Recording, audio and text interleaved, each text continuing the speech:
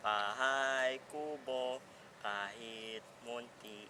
Ang halaman doon ay sari-sari, singkamas sa talong, sigarilyas at mani, sitaw, bataw, patani, kundol, patola, upot, kalabasa, at saka meron pang labanos, mustasa, sibuyas, kamatis, bawang at luya. Sa paligid-ligid ay puno ng linga.